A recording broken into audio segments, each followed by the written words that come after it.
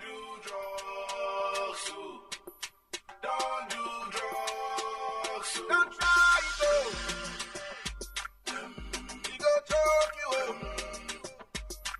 he go steal your sunshine, he go shock you, he don't kill him any youth from our area, even for your area. When you start it to stop, it not go easy. I see they drag and go, they drag you down. Water come up from my eyes, oh. When I remember the guys, oh. Where many of them kicking bucket, oh. Some got to socket, oh. Make we don't forget, oh. So they talk it, oh. Say, don't do drugs. Run up, you see body, oh. Don't do your busy body, don't do drugs. If you die, you go sad, don't do drugs. Oh yeah, help me tell somebody, don't do drugs. Rock up your busy body, don't do drugs. This message is brought to you by the National Drug Law Enforcement Agency, NDLEA. If you no feed my cow, oh brother go buy fowl. No matter waiting, you go buy this Christmas must pump yo. I go give you something, and you go give me something. No matter waiting, we go give this Christmas must go sweet. Pepper go there, take everything go stew, flex, carnival everywhere, but them go the share things so. Grandma don't go there, faith. No matter waiting, them telling you, make you no take a move. Sky, jingle bell, a jingle bell, a jingle just let go. You can still drink all you can and chop all you can, but you don't have to do drugs. Jingle bell, a jingle bell, a jingle just let go. You can still drink all you can and chop all you can, but you don't have to do drugs. If you no feed my cow, oh brother go buy fowl. No matter waiting, you go buy this Christmas must pump yo. I go give you something, and you go give me something. No matter waiting, we go give this Christmas must go sweet. Pepper go there, take everything go stew, flex, carnival everywhere, but them go the share things so. Grandma don't go there, faith. No matter waiting, them telling you, make you no take a move. Sky, jingle bell, a jingle just let go. You can still drink all you can and chop all you can, but you don't have to do drugs. Jingle bell, a jingle just let go. You can still drink all you can and chop all you can, but you don't have to do drugs.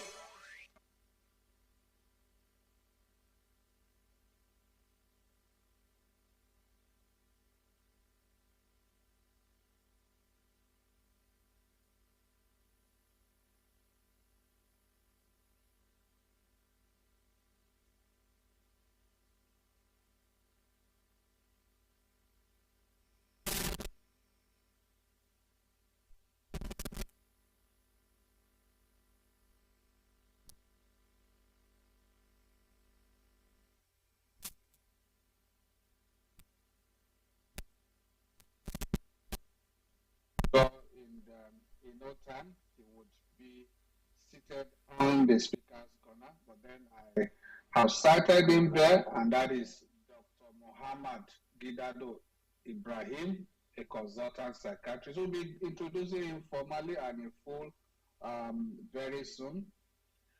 But then, once again, we're live from the national headquarters of the NDLA in Jahi here in Abuja, the Federal Capital Territory of Nigeria.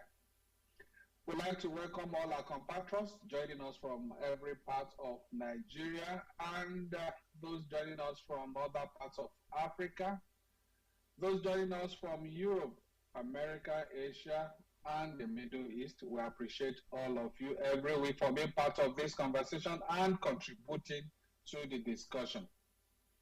Like I said, we are broadcasting and running live from the national headquarters of NDLA in Jahi in Abuja. I'd like to tell you that this is a platform where we share information, knowledge, and raise awareness about substance abuse and its effect on human lives, public health, and indeed our environment. This is also a platform that serves as a channel of providing help to those struggling with substance abuse. Quite a number of times we've had a lot of our people who indeed don't know how to access support or care or treatment. And they've come on this platform and we have provided them that great opportunity to have another chance. So it's a platform for us to connect you with the help you really need to get out of your struggle with substance abuse. I also like to tell us that indeed this is also a means for us to update you about all the activities of this great institution that is the NDLA, especially what we're doing to curb the scourge of substance abuse and illicit drug trafficking, as well as getting your feedback in all that we do so that we can continue to improve on our services to you, our society, and indeed humanity. It's also important to inform you that this conversation is recorded and is streamed live on our other social media handles. That is, apart from the X platform here, we're also streaming this conversation live on our other social media handles, especially at NDLA01 on Facebook and at NDLA TV on YouTube. So, meaning that you can always go back and take a listen to the recording and even share with others. It's very important that we also share this, even as we are on this conversation. Let's also share the link to others so that they can be a part of this conversation. That's important that we broaden the scope and the network of those that will benefit from the insights that will be shared on this platform today. Now, I'd like to tell you that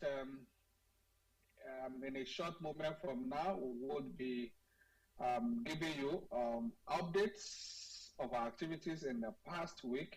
And that segment will be taken today by no other person than our regulars. That is Netta and Miriam. So, Netta, let's have what you have for us this week. That's the update. Thank you. Thank you, sir. Good day to everyone, and thank you for joining us on this week's Xspace. My name is Netta Dozier, and here are the NDLEA news highlights for the week. First, the headlines. After 35 years in Brazil, businessman returns home with ingested cocaine in his stomach. As NDLEA intercepts UK-bound cocaine, pentazocine consignment in Lagos, 3.1 million pills of opioids in Kano, 2,777 kilograms cannabis in Lagos, Edo. After 35 years in Brazil, a businessman based in the South American country, Ezeokoli Silva, has returned home with 700 grams of cocaine buried in his stomach, a discovery made following his arrest by operatives of the National Drug Law Enforcement Agency, NDLEA, at the Murtala Mohammed International Airport, MMIA, Ikeja, Lagos. The 59-year-old Ezeokoli was arrested on Friday, 29 November 2024, at the E-Arrival Hall of the Lagos Airport upon his return from Sao Paulo, Brazil, on Ethiopia Airlines flight via Addis Ababa. When he was taken for body scan, the result confirmed that the suspect had foreign objects concealed in his stomach. As a result, he was placed under excretion observation, during which he expelled 29 wraps of substances that tested positive to cocaine weighing 700 grams. In his statement, the suspect claimed he operates an African store in Brazil where he sells provisions, shoes, and clothes. He added that he bought the illicit consignment in Sao Paulo to resell in Nigeria with a view to raising substantial capital to boost his business. Meanwhile, NDLEA officers of the Directorate of Operations and General Investigation, DOGI, on Tuesday, 26 November, intercepted two consignments containing cocaine and pentazocine injection going to the United Kingdom via a courier company in Lagos. While the cocaine weighing 200 grams was concealed in local fabrics, 40 ampoules of pentazocine injection weighing 110 grams were hidden in cartons. In Kano, NDLEA operatives on Thursday, 28 November, arrested three suspects: Jamilu Adamu, Umar Musa, and Bunu Ali, with 2,000 ampoules of pentazocine injection and 3,135,000 pills of XO5 at Gadar Tambarawa, Zaria Road. No fewer than 2,120 kilograms of Ghanaian loud, a strong strain of cannabis produced in Ghana, were intercepted by NDLEA operatives at the Lesson Beach, Lagos, on Thursday, 28 November. A suspect, Onibogi Muftau, was arrested in connection with the seizure, while four vehicles that were used to convey the shipment from the waterfront were also arrested. This came on the heels of the seizure of 472 kilograms of the same psychoactive substance at Idiroko, Imeko area of Ogun State, on Monday, 25th November.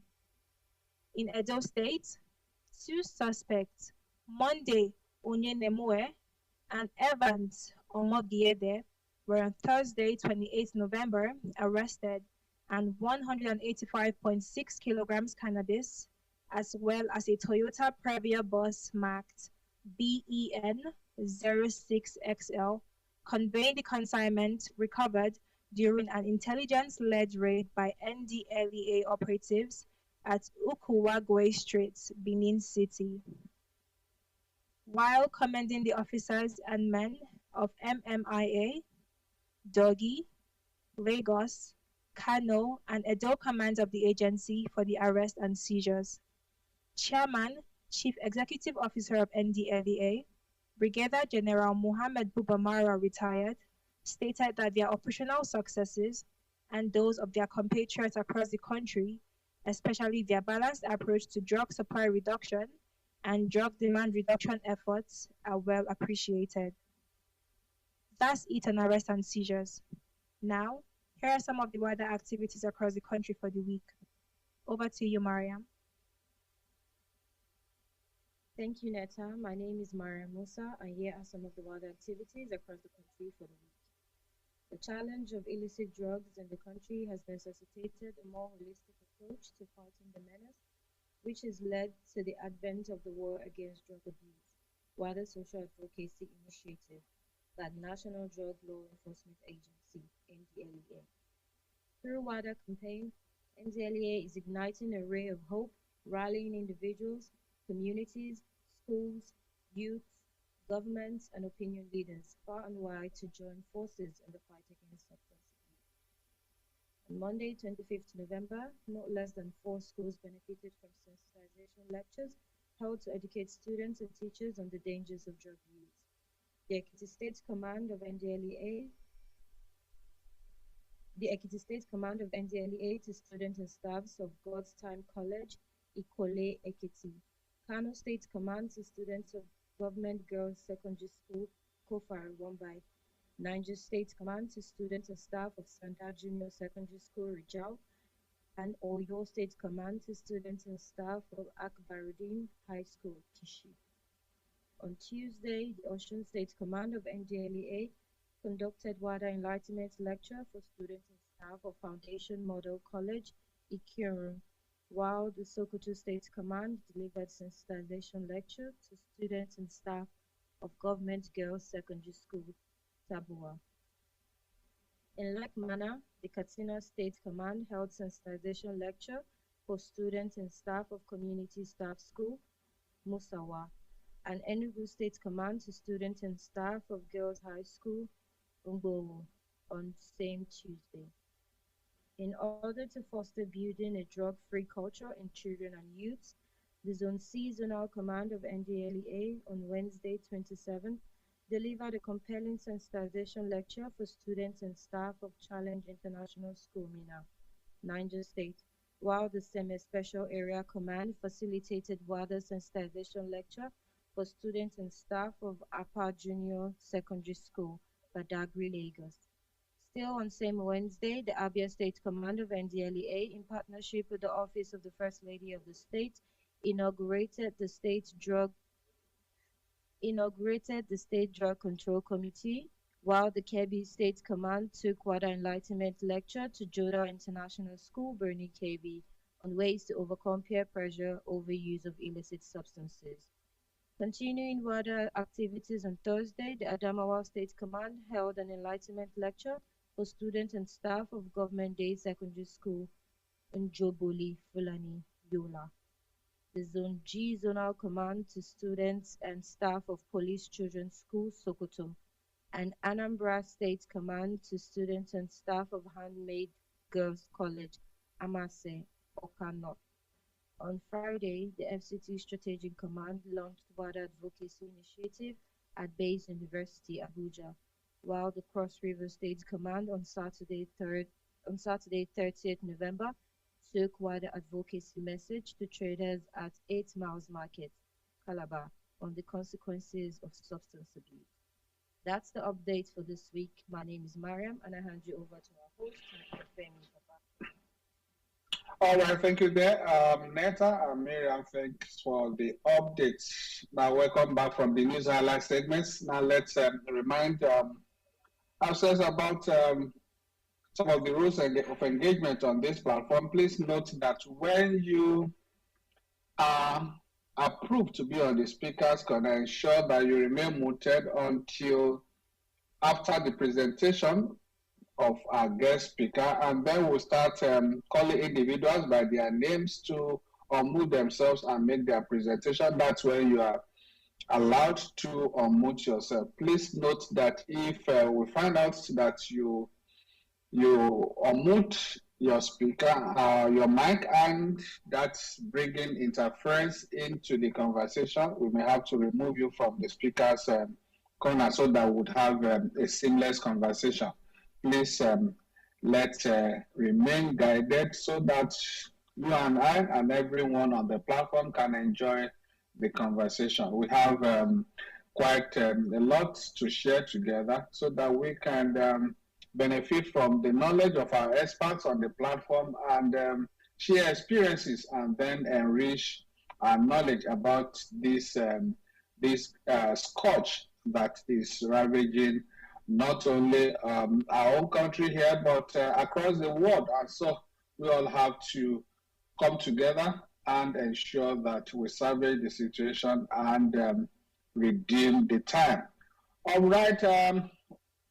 We have our guest speaker already on the speaker's table, but then before I formally introduce him, let me remind you about the NDLA's call center, where we have a wide range of experts, from counselors to clinical psychologists, psychiatric doctors, working 24/7 through a toll-free helpline, which those who are struggling with substance abuse, their family members or their friends can call any time of the day 24/7 to seek support or help.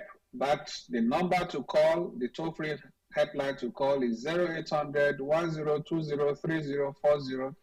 The number again is 0800 1020 3040. Wherever you are in any part of this country, be you in northeast, northwest, north central, southeast, southwest, and south of Nigeria, all you need to do is to dial this toll-free helpline. You are not paying for the call, the cost is on us. And then you have our experts talking to you to provide support, to guide you, and ensure that you get the needed help. Apart from that, I also like to tell you that indeed this support service is also language sensitive, meaning that if you cannot speak the official language, that is English, or even the PG version of it, they can also assist you. They can talk to you in any of the three major Nigerian languages, that is Hausa, Yoruba, Igbo. This is all part of the effort by the leadership of this great institution, the NDLA, to ensure that nobody has an excuse not to seek help when they are indeed struggling with substance abuse, wherever they may be, in the rural areas, in the cities across our great country, Nigeria. Now, let's come to our guest speaker today, and that is Dr. Muhammad Ikidado Ibrahim. Dr. Ibrahim is a consultant psychiatrist affiliated to the Barao Diko Teaching Hospital, a federal neuropsychiatric hospital in Kaduna, passionately dedicated to advancing public mental health. A proud graduate of Bayero University, Kano. I love that. Always good to be proud of your institution. He is also a fellow of the Faculty of Psychiatry of the West African College of Physicians. He holds a certificate in global mental health from the University of Washington, USA. Dr. Ibrahim has obtained extensive experiences and has provided invaluable humanitarian mental health support to individuals impacted by violence and natural disasters, especially as a frontline psychiatrist during the public health crisis like the COVID-19 pandemic. His unwavering commitment to public health and mental health well-being is underscored by his involvement in critical initiatives, including the Technical Working Group of Alternatives to Incarceration and the integration of prenatal mental health in Kaduna State, where he works and resides. He is also a dedicated member of the Natrizone study group addressing opioid dependence in the community. As a frequent guest on TV and radio programs, Dr. Ibrahim uses his voice to elevate mental health discussions, inspiring awareness and understanding among diverse audiences. His active participation in the Nigerian Medical Association and the Medical and Dental Consultants Association of Nigeria showcases his commitment to shaping national health policy and strategy. Fueled by an unwavering passion for integrating mental health into public health frameworks, Dr. Ibrahim continues to thrive for better mental health outcomes and the advancement of public health systems, inspiring countless individuals along the way. Please join me in welcoming Dr. Ibrahim as I invite him to unmute himself now while we listen to him for the next 30 minutes or thereabout discuss our topic for today, understanding drug use dependence, relapse and recovery, and the danger of stigma. Please go ahead, Dr. Ibrahim. Thank you very much, Director. Good afternoon, Femi Babafemi, Director, Media and Advocacy, other staffs of NDLEA, listeners, a beautiful afternoon from the Crocodile City, Kaduna State. So this afternoon, as has been highlighted, I'll be taking us through the discussion, understanding drug use dependence, relapse and recovery, and the dangers of stigma. So I have a very short time, so I'll try to make it as reaching and engaging as possible. So I will take this presentation with looking at an outline I have put out, have an introduction, just revise some terms that have been mentioned in the topic. We take some important statistics. We look at drug dependence, a moral or a medical problem. We look at relapse and recovery, dangers of stigma, and conclude. So I'd like to start with a story. I've been practicing psychiatry for close to 7 years, and one of the touching experience I had was, I think it's actually depicted this topic in just a paragraph. A young man who should be in his 20s told me a story when he was an undergraduate university, far away from his hometown. Very smart, doing very well, teaching other people maybe mathematics and other things. One day he was feeling very sleepy, walked out of the lecture hall at night, and somebody just gave him something that if you take this thing, you'll be fine. Unfortunately, he took and felt good. Whenever he felt he's sleeping, he went to sleep during the day, he go back to that person. And that was how his journey started with drugs. There was an issue in the school. After a break, he went back and the family noted he was using drugs. And because of that, he was denied opportunity to go back to school. And that changed his life completely. And he ended up being in the facility where I was working. So maybe at the end, I will give a conclusion of how it happened. and what came of his life. But I would like to start by mentioning that the topic or drug addiction can also be substance use. Drug addiction dependence can also be termed as psychoactive substance use disorder. It's a complex brain disease that is chronic and relapsing in nature. Although there have been extensive engagement and discussion about drug use, it's one of the most poorly understood concept that there's a lot of misinterpretation and understanding of the problem of substance use disorder, and that is indeed fueling the stigma and the limitation experienced by people, both people working in the sector and the patient themselves. Now, quickly, let me just refresh our memory about some important terminology. For example, drug. A drug is any substance that when it goes into the system of an individual, it tends to modify the body. Now, for the purpose of this discussion, I may be in a drug and a psychoactive substance use. Now, a psychoactive substance or a psychoactive drug is any substance that when ingested have the ability to alter a person's thinking, feelings, that's the emotion, actions, or other mental function. And that is what stands it out from your regular medication. Psychoactive substance is any substance that when ingested, whether legal or illegal, cultural sanction or not, that has the capability of interfering or altering the person's emotions, thought, feelings, and so on and so forth. And recovery just means is a state of well-being in which an individual who had previously had a drug use problem is now abstinent, is in abstention. While relapse means going back to use of drug after a sustained period of abstinence. Now look at the elephant in the room, dependence, which is one of the leading issues or one of the core concepts we are actually looking at. Now, drug dependence, because there are at least 3 or 4 concepts with drug use. There is drug use, drug misuse, and dependence. So the purpose of this interaction will be focusing on drug dependence, and it basically entails is a pattern of recurrent and repeated use of a psychoactive substance, whether episodic or continuous, that is evidenced by impairment in regulation, meaning people who repeatedly use substance are unable to regulate their use of the substance. And this is manifested in at least 2 of the following. 1, they lose the ability to control the use in the context of either onset.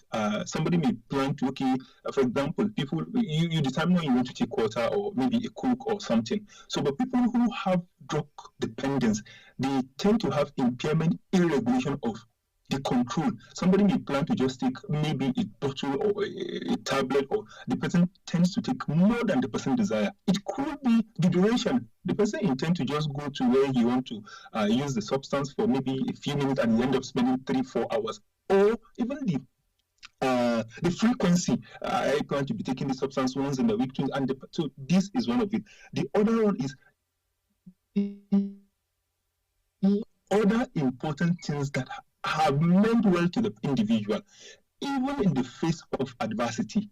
Now, persons who use substance now begin to prioritize the use of substance over maybe education, family, every other thing that had mattered to this person in the past. Now, the third concept is tolerance or physiological tolerance. That means when somebody uses something, the person needed to use more than what he is using in the past. For example, initially people may start with just maybe a stick or a puff, and the person needed to take more than what he used in the past to get the same feeling. That is what is called tolerance.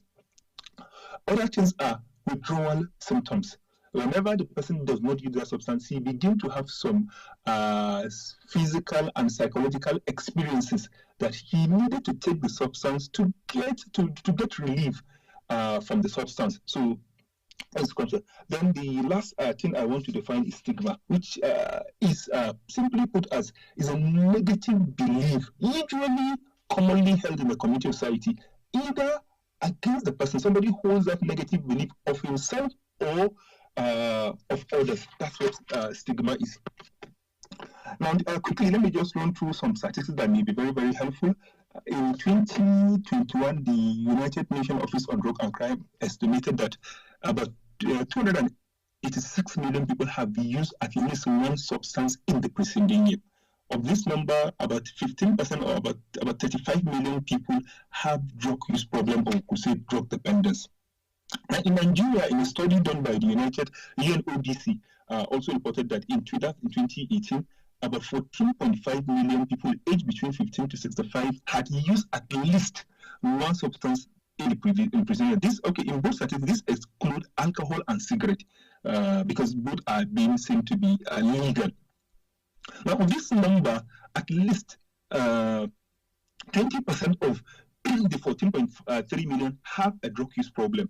For every one person for every 4 people who use drug, one is a female, which is about 25%. And the highest level of people who use these drugs are between the ages of 25 to 29, 25 to 39.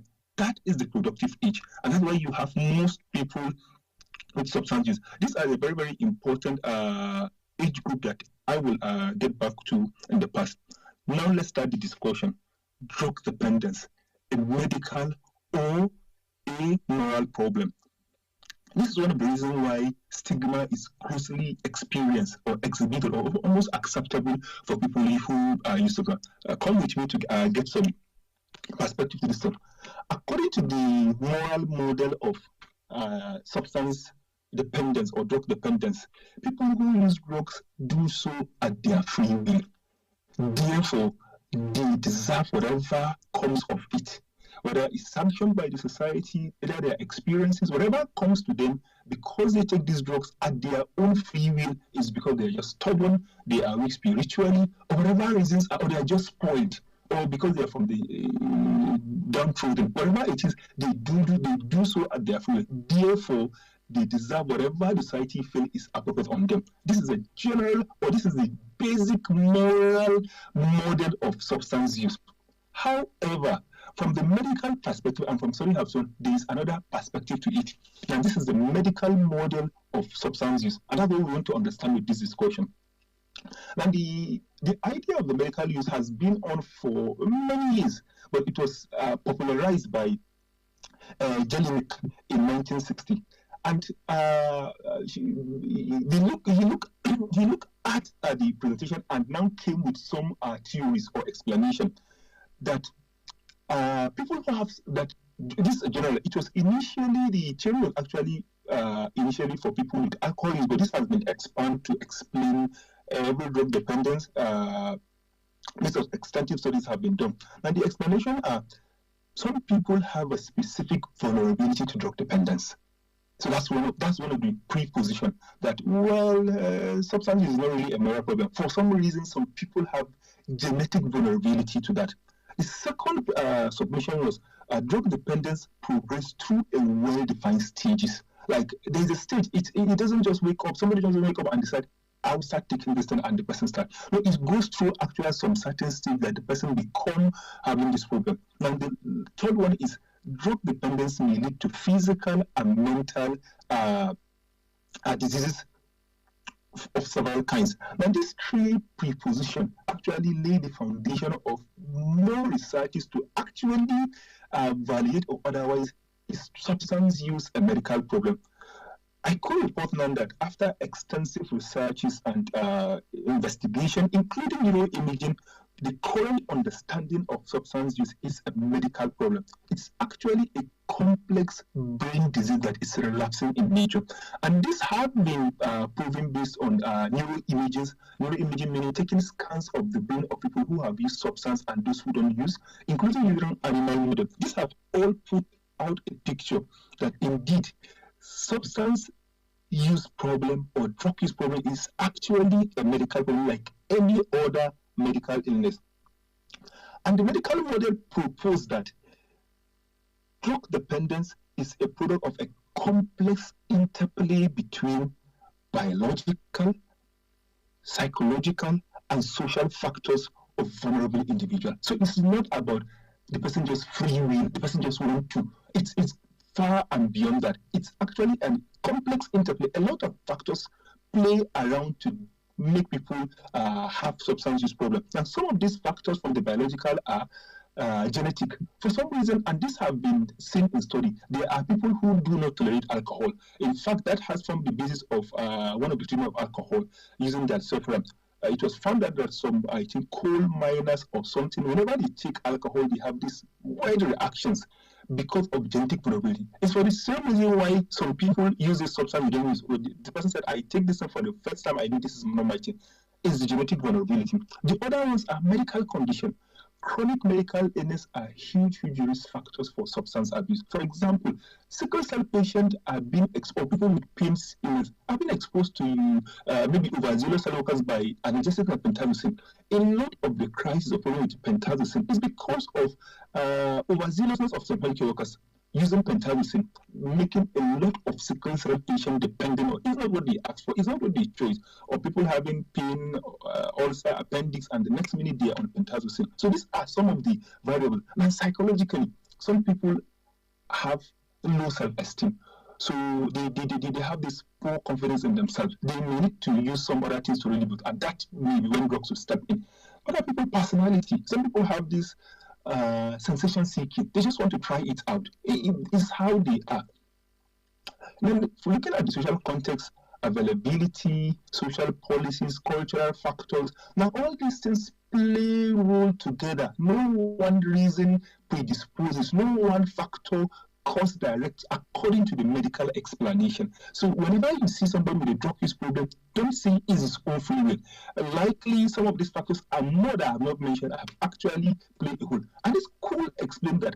Some of us going up, we still remember using this dry leaves, I think dry stalks of pawpaw tree to actually puff some from some cigarettes. I don't know. Or when an uncle send you to read out the secret, because you find it fun.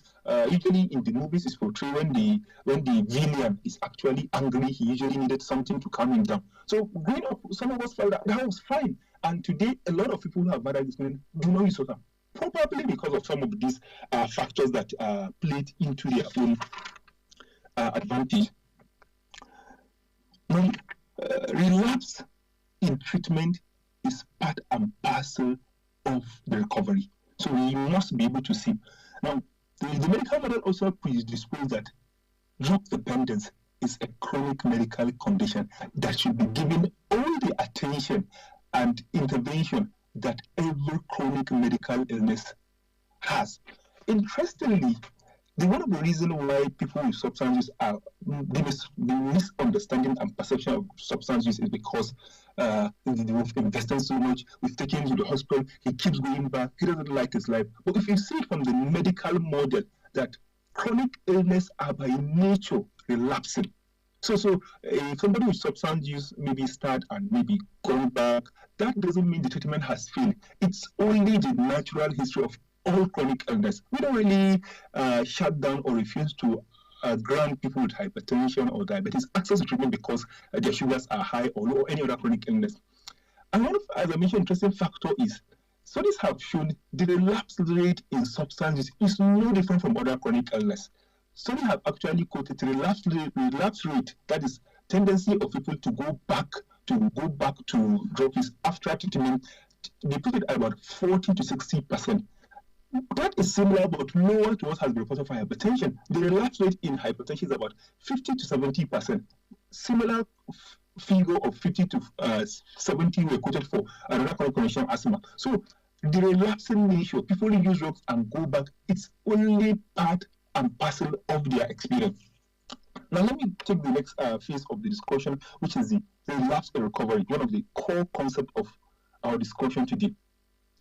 There's these 3 rules I read many years ago by Stephen Melinos about the concept of recovery, the concept of relapse and recovery. So it says that relapse is a gradual process with distinct stage, and one of the aim of this interaction is to have an understanding that when we have friends and family members or patients or clients that have substance use, we should think through them and be able to pick some of this, even ahead of them.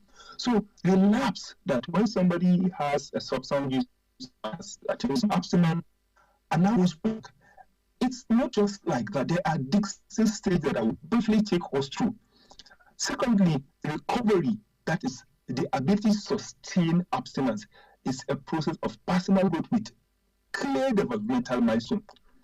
Thirdly, the main tools needed for relapse prevention is cognitive therapy and body-mind relaxation, irrespective of wherever somebody does a rehabilitation, whether it's whether we could say maybe in a structure or a functional hospital, a hospital or other facilities.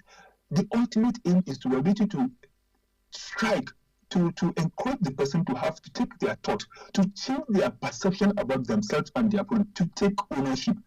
Nobody has the power to change somebody who's not willing. In fact, in Federal News Psychiatric Hospital, where I have affiliation, only people who are interested in stopping drugs are being admitted into the program, because you don't force somebody to change. Changing is actually something that the individual have to do, and that's why the process of the rehabilitation entails stimulating discussion for the person to take ownership. And this does not mean the person is still deliberate. If you understand the medical model, you could understand why it's difficult. It's far and above their free will.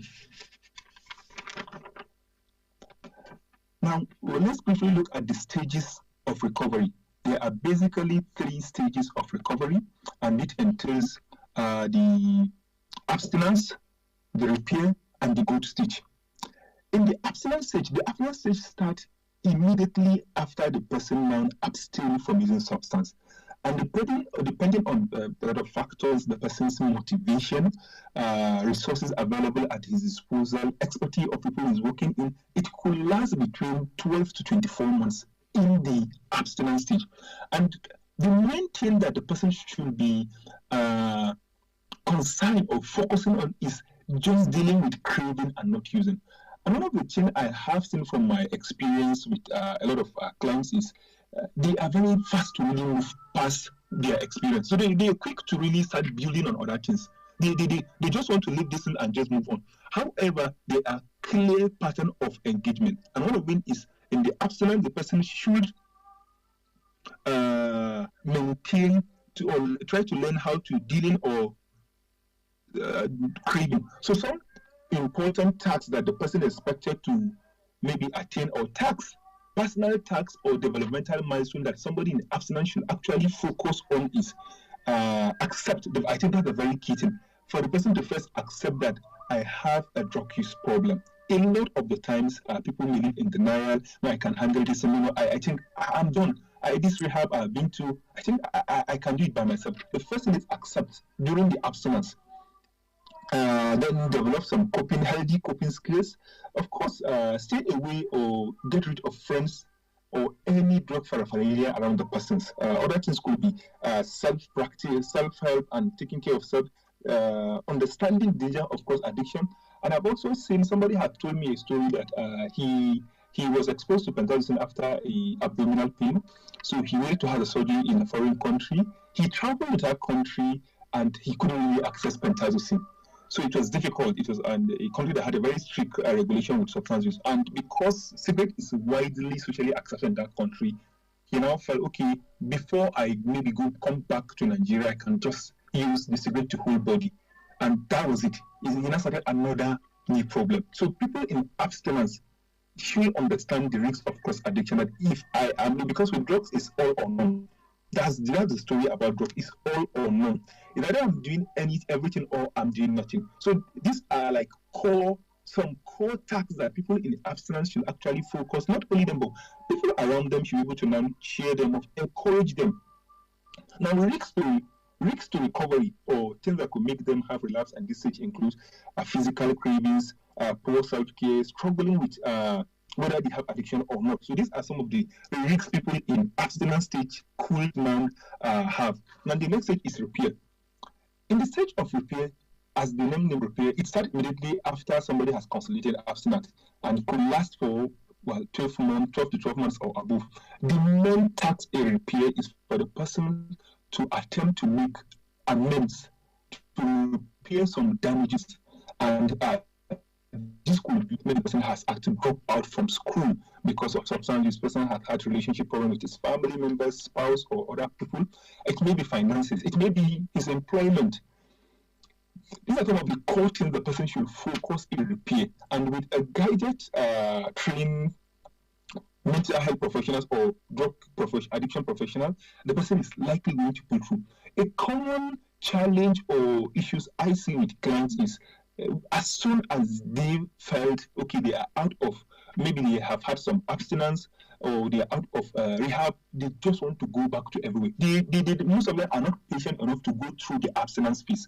Focus on living without drugs. Okay, what do I need to do with that? So focus on those tasks and attain those developmental milestones. A lot of times they just want to go back to school.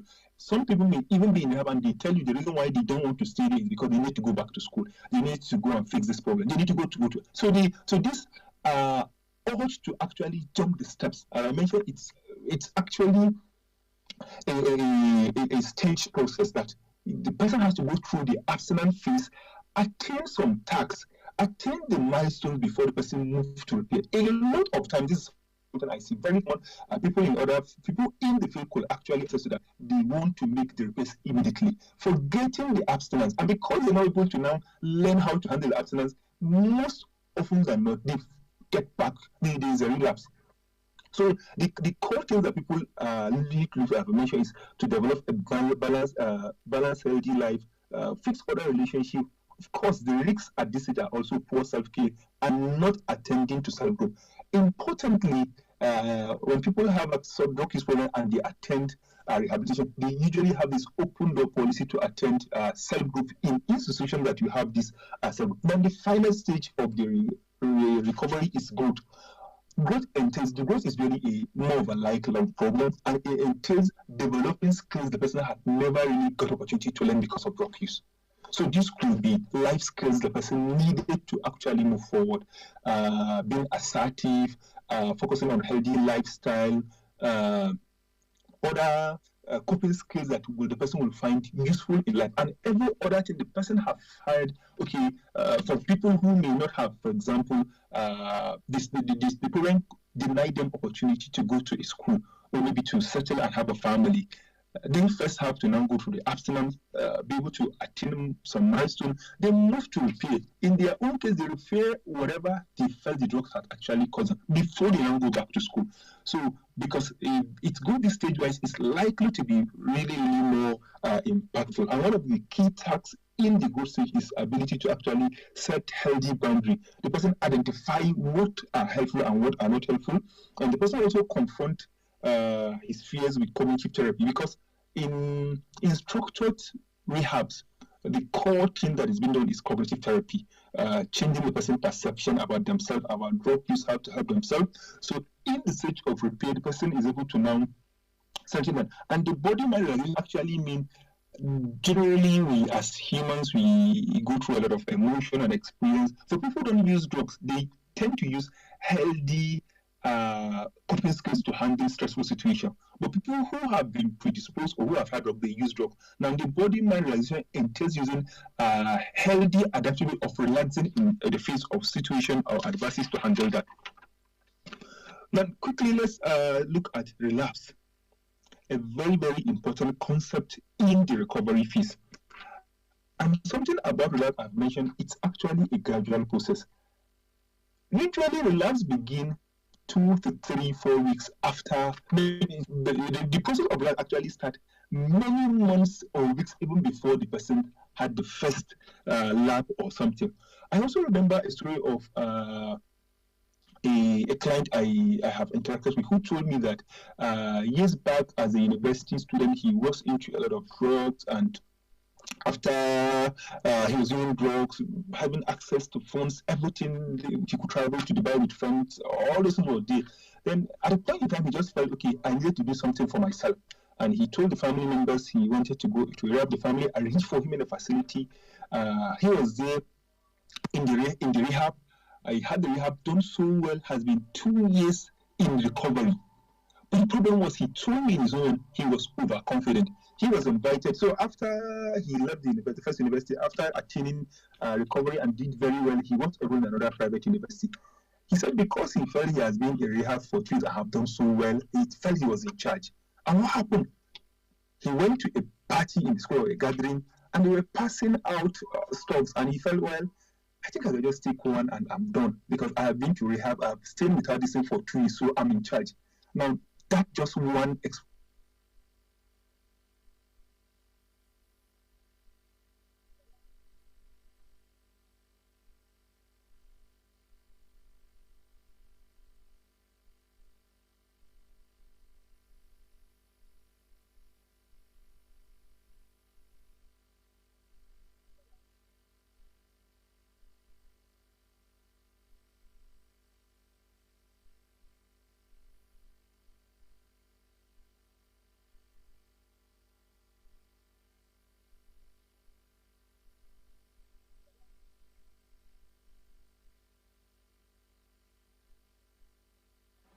Yes, I guess Dr. Ibrahim has issues with his network there. Let me quickly take some recognition pending when his network stabilizes. Let's quickly seize this opportunity to recognize some of our compatriots who have joined us from across the globe. Don't forget, we're discussing understanding drug use dependence.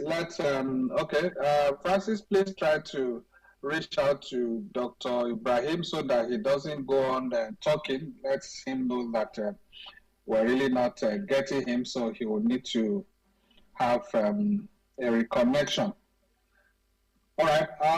So like I was saying, let's quickly recognize some of our compatriots who have joined this conversation from across the globe. First, I have Dr. Abdullah. Dr. Abdullah is a regular senior member of this platform. Dr. Abdullah is a consultant and he joins us on the handle of a Mental Health Foundation. That is a private NGO through which she provides support for those in need. But then he worked at the University Teaching Hospital, Zaria, in Kaduna State. Thank you, Dr. Abdullah, for coming around today. We also have Ibrahim, that's at Bafa. I have one pen, that's Ahmad. We also have Zainab. Thank you, Zainab. We have Adam Uthma. Ibikunle Olawale, thank you. We have Michael Zushi, thank you, Michael. We also have Buka Modu, thank you, Buka. We have David Keshi. We have our commander of Tinkan Strategic Commanders, Michelle Ofoyeju, thank you, Michelle. We have Pete Titi Watt, thank you, Pete Titi Watt. I know that Pete joins us from Europe. We have Abdul Hakim. Thank you, Abdul Hakim. Excuse me. We also have another of our officers in Lagos as Ijoma Mokeme. Thank you, IJ, as I call her. Confidence Shinjindu. Thank you, Confidence. We have Muhammad Bafo. Muhammad Bafo is also a regular member of this platform. We also have Soil Whisperer. NG, thank you. Soil Whisperer is also a regular of this platform. We also have Black, Umar, Daddy G, Mosom. Mosom also obviously also joins us from somewhere in Europe. I guess we'll be getting to know that later. We also have Ibrahim Jajiri. Thank you, Ibrahim Jajiri. Ibrahim Jajiri is a regular member of this platform. I've also seen Ibrahim Kuru. Thank you, Ibrahim Kuru. I've also seen another regular person on the platform. That's Dr. Adam Umar Haruna. Thank you, Dr. Adam. I also have Yahaya Habu Abdul Malik. Thank you, Habu Abdul Malik. Okay, I'm waiting for Dr. No, I've not seen. I'm told Dr. No, he has not requested for the mic. Let me locate Dr. Ibrahim. Okay, let me send him an invite. Okay, please, Dr. Ibrahim, accept the invite I sent to you. Okay. Okay, apart from Yahya Abu Abdul Malik, I've also seen Didi. Thank you, Didi, for being part of this conversation today. Okay. Again, I have Salami Nimotala Omotayo. Thank you, Nimotala Omotayo.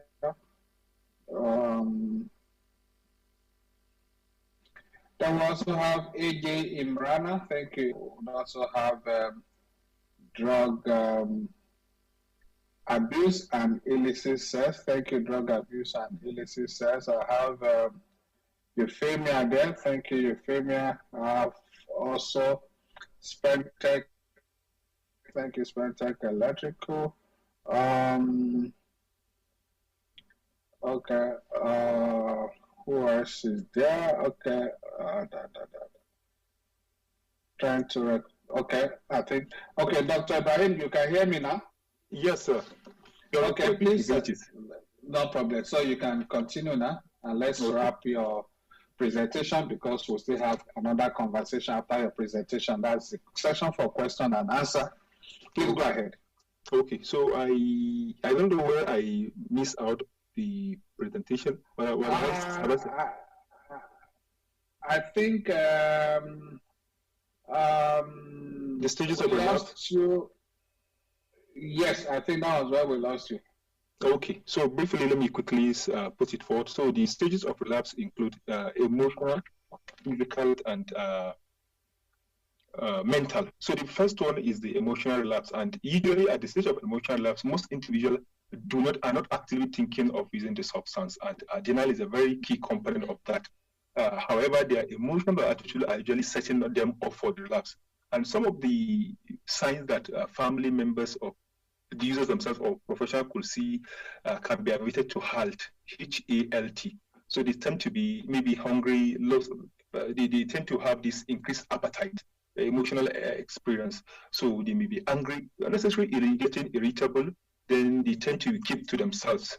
Lonely, they may feel weaknesses. They begin to explain some emotional features of, okay, they want by themselves. Those may be telltale signs of emotional relapse, and often some of them could actually stop attending self-help group if they've already been enrolled in. And the mental relapse, at this stage, they begin to have conflict with self.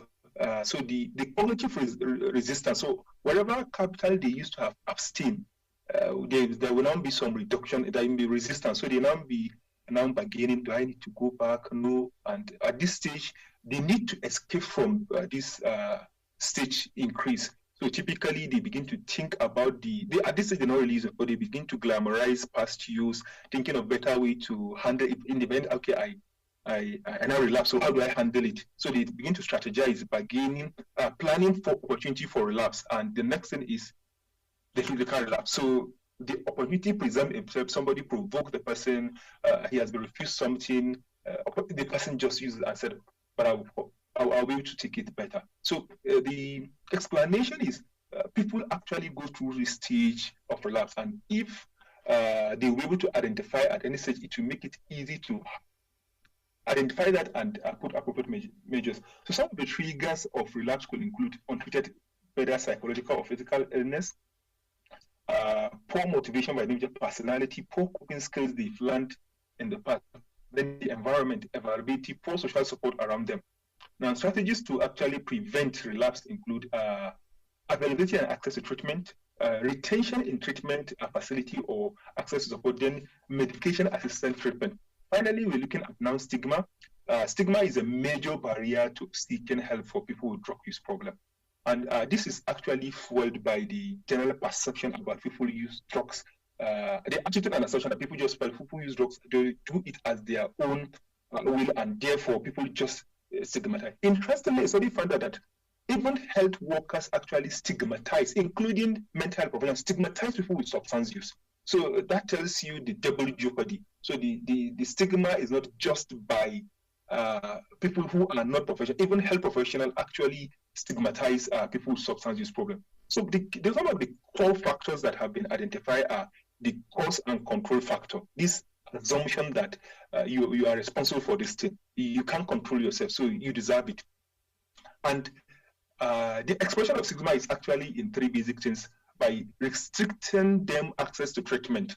For example, a lot of times, even insurance coverage do not cover people with substance use problem. So that's one of it. So treatment service actually stigmatize. The treatment service actually stigmatize people with substance. So they have limited access to treatment. Then the use of language, which is very, very common. And that is why now the language is more of drug use problem or drug dependence rather than addict. And a lot of non-so complementary names that people use to label them. These are all fueling stigma. Then policy. The policy that are put out in place for substance have also been a very huge factor in policies for drug use have actually been fueling and encouraging substance, the stigma in substance use.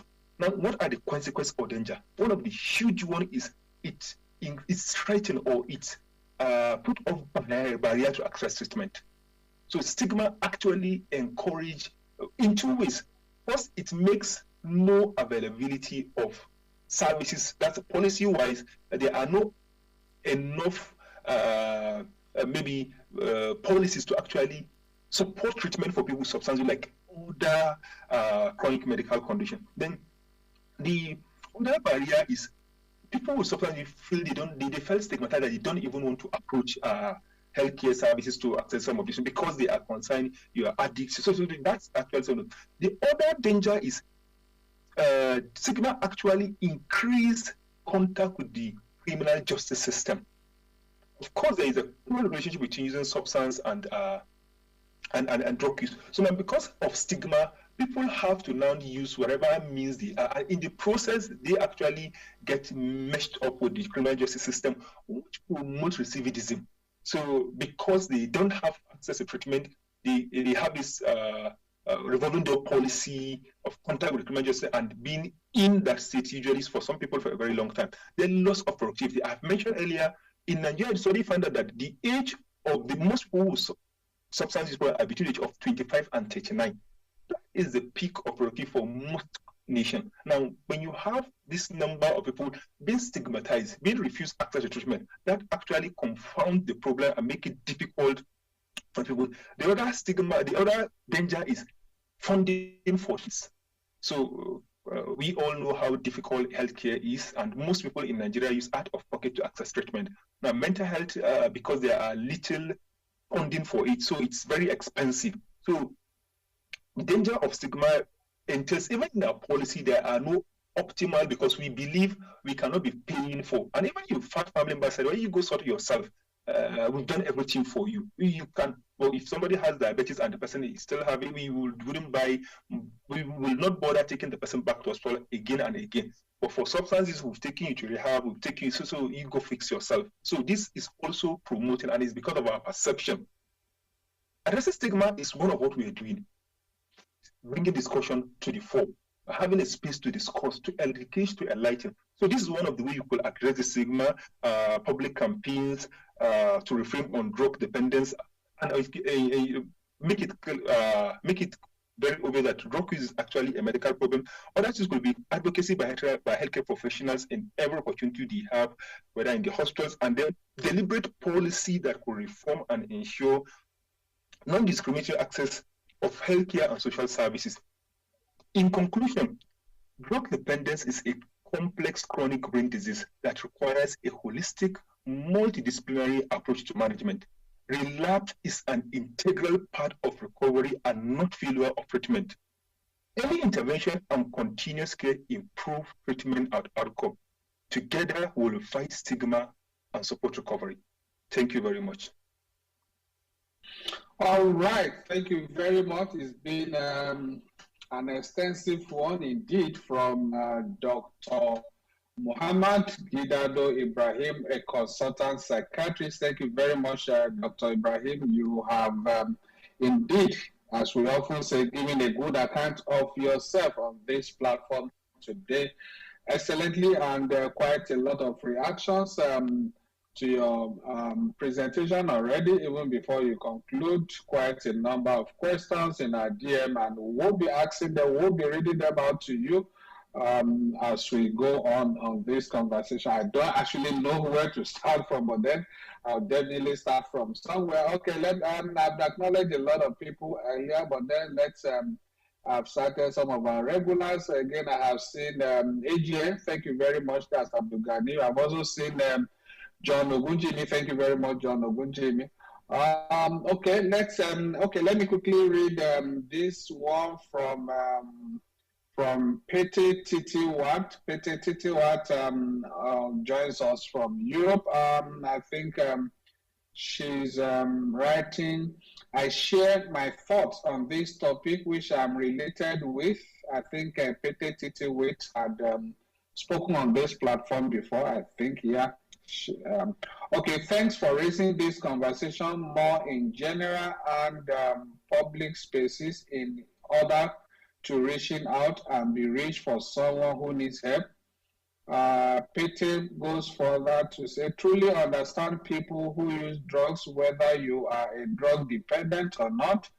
They now need help or still taking control if themselves as living in regular daily basis while using drugs, no matter the reason why they use it. Don't blame them or judge. Okay, I guess Peter is writing about stigma. All right, thank you very much, dear Peter, for your contribution.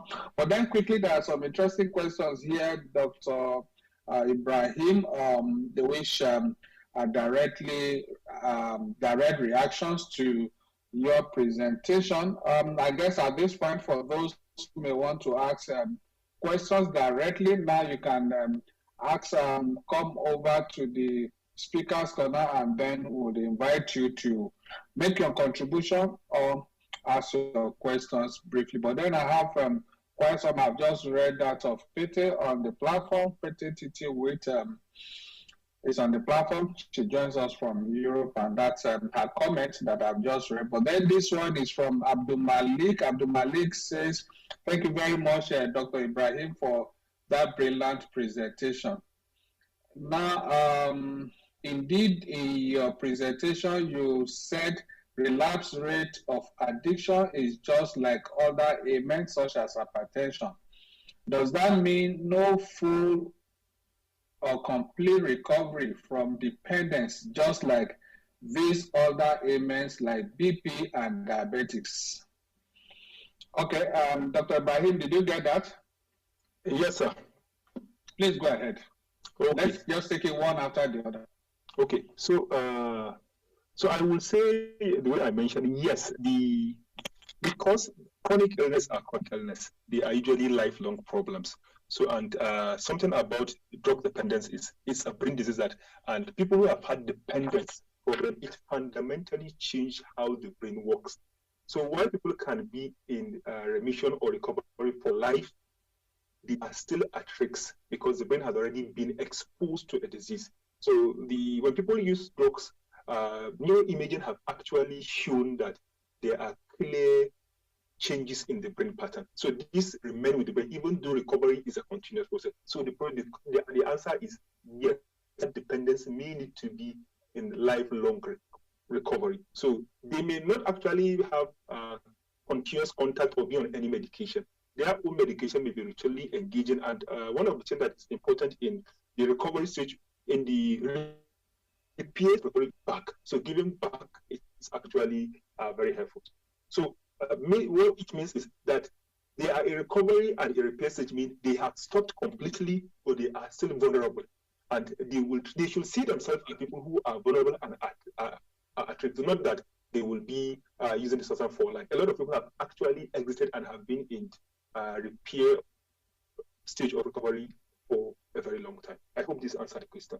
Thank you. All right, thank you very much. I hope, Abdul Malik, you are satisfied by the explanation from Dr. Ibrahim. And another one here, this is from Adekunle. Adekunle says, I enjoy every bit of Dr. Ibrahim's presentation to this doc.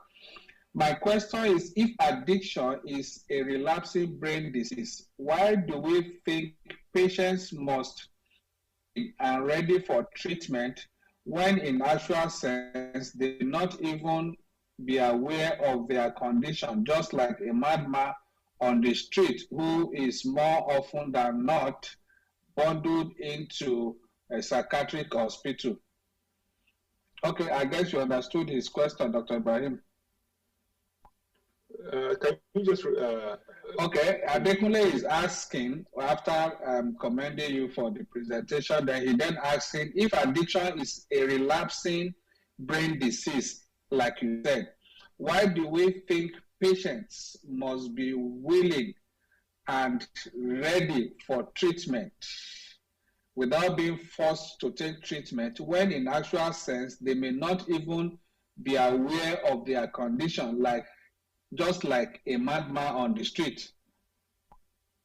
If I can break, okay, do you understand now? I get the question. So I think it's part of what we're discussing. It's the stigma component of the problem. Because when they have problem, we don't discuss, we just follow their response. It's how we approach and treat them. We think it's their fault, but it's chronic or relapsing, and that people do not. Okay, let me also mention that addiction is one of the cases that mental health professionals treat. And one of the striking thing about mental health problem is people have poor insight. People don't even know that they have this problem. So that is the same with people with substance use problem. Early at the on motivation, say the aim of the treatment is to actually motivate these people to take charge and make the decision by themselves. They don't have insight that they don't even think they need the treatment is why the system should actually step in and help them. Just the way you mentioned, a lot of times when people have other chronic illness, for example, like maybe say HIV/AIDS, people don't really want to take treatment. It usually needed the healthcare providers to actually talk to them, counsel them, and take that decision. It's the same thing with people who are diabetic. Somebody has diabetes, and I know a lot of them that they take whatever doctors say don't take. Don't take sugar, the person is taking sugar. And a lot of, we have this catchy that is very popular that I rather die I rather die taking good things than die of hunger. So it's almost the same mindset. The only problem with substance is how the populace, the stigma that we're actually discussing is what is making people refusing to take the treatment. And studies have actually shown people with substance do not want to take. So be able to stigma and be able to engage them in a very constructive and a very structured way, most wouldn't mind taking it. And this will also require, it doesn't matter how many times you fall down, stand up. But because people have had this recurrent in and out with hospital, and today some of them are out. So it's how we're able to now endure that. Yes, they don't understand, but it's our collective duty to understand and make support system available for them to actually appreciate that daily treatment. Hope this answers your question. All right, thank you very much. I also hope so. I hope Dr. Ibrahim very well there. Now, I have this one from the chair.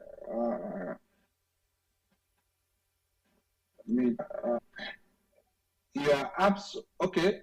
Okay, let me read from here.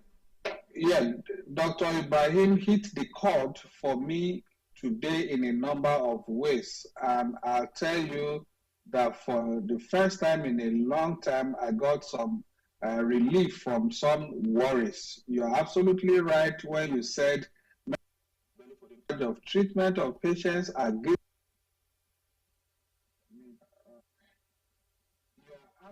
Okay, okay, let me read from here. Depression in my early years in school, and as a result, I always falling sick.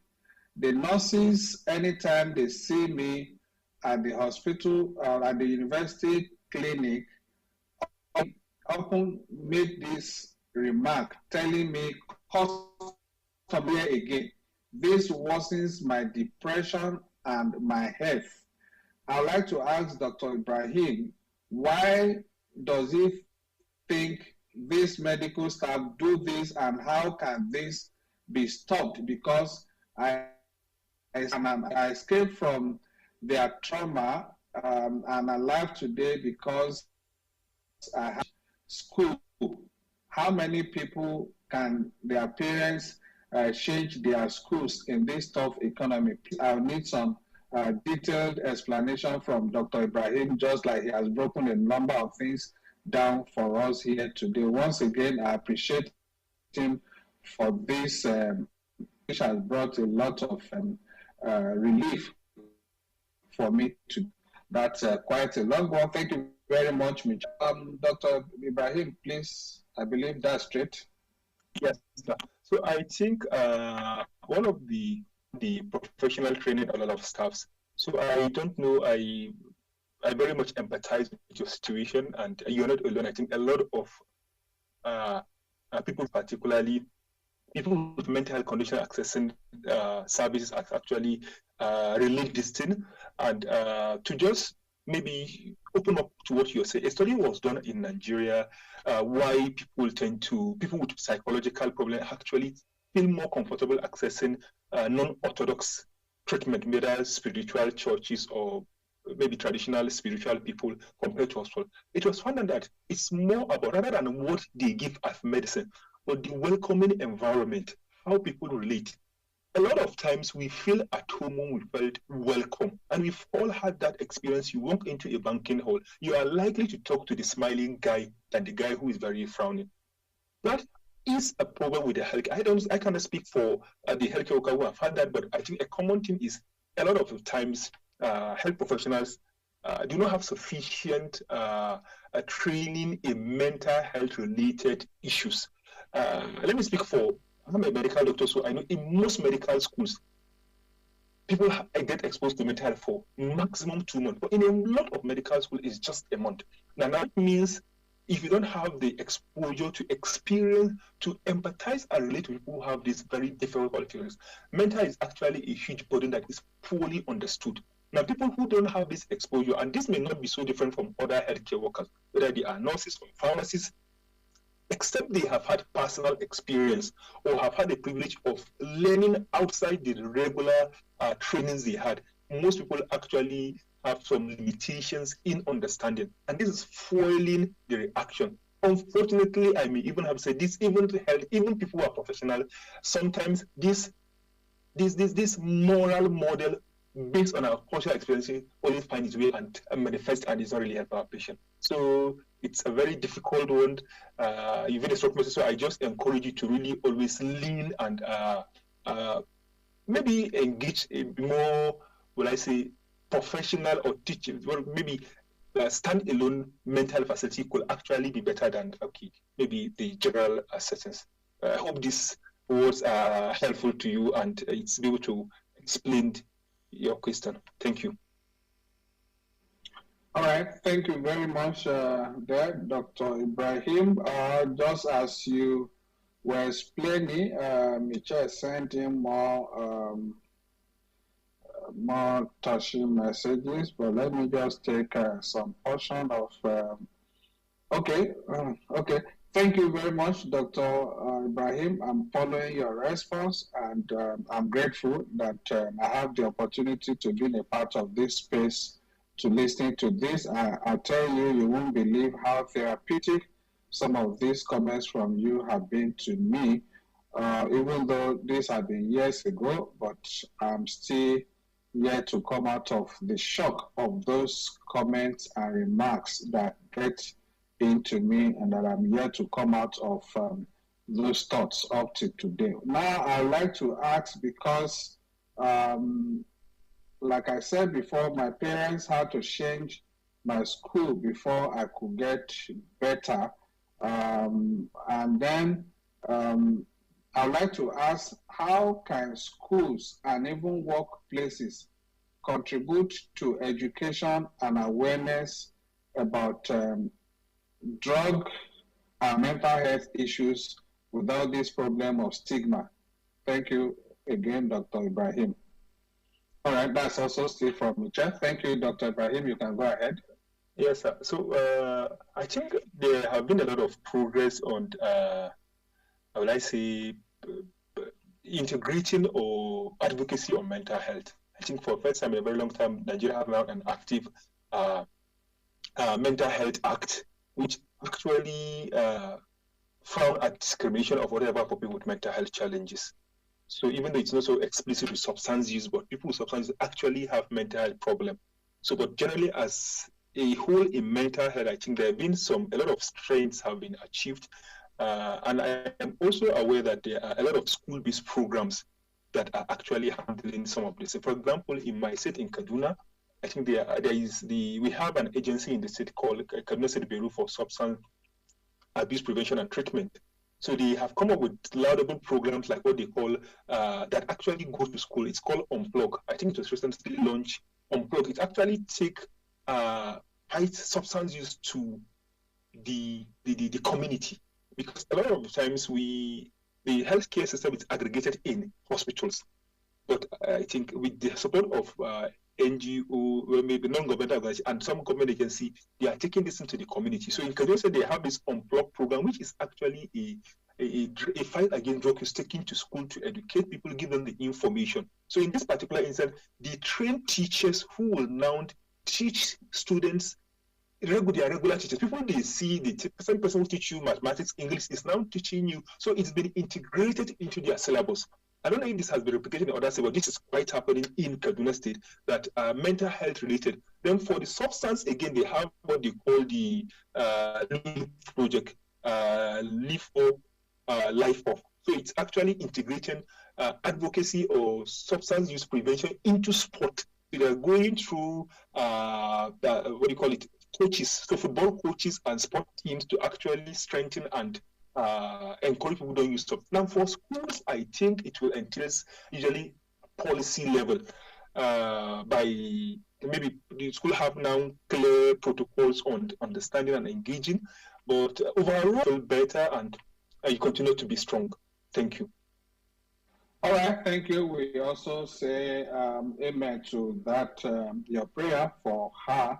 Thank you very much, Michelle, for opening up and for getting some support on this platform today, especially with the presentation and comments from.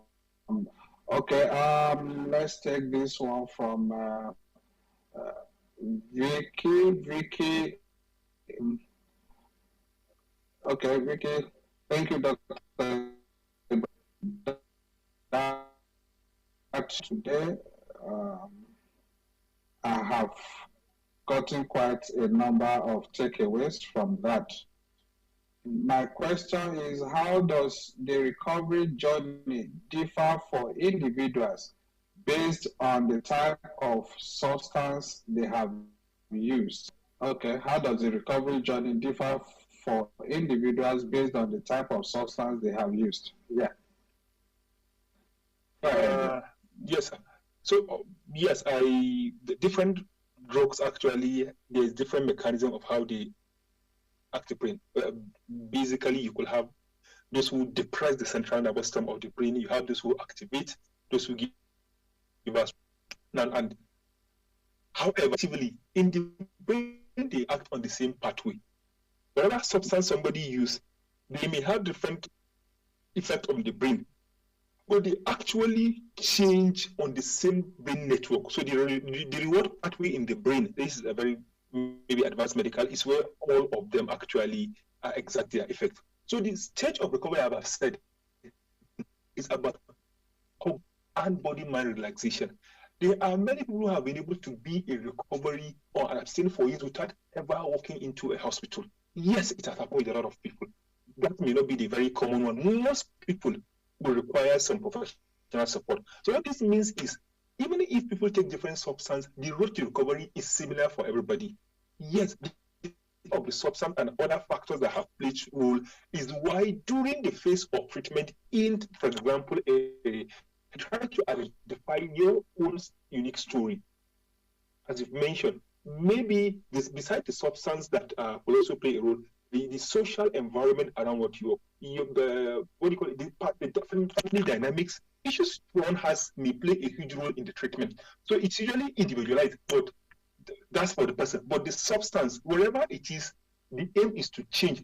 The goal of any treatment everywhere in the world is the ability to strike a significant cognitive change.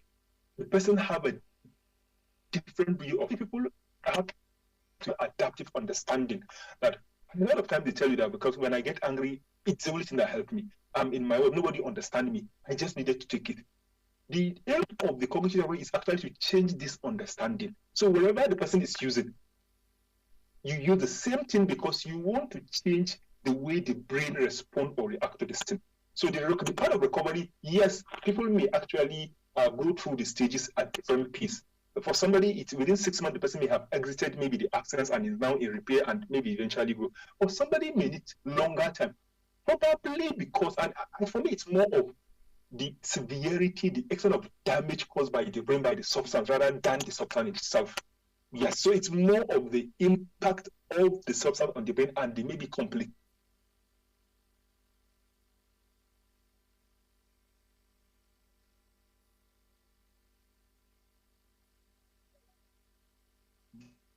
Okay.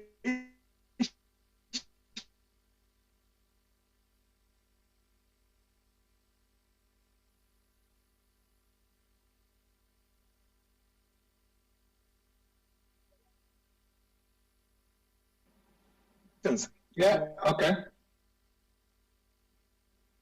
Okay, go ahead, Dr. Ibrahim. It's like you froze at a point. You are muted now. You can mute yourself and.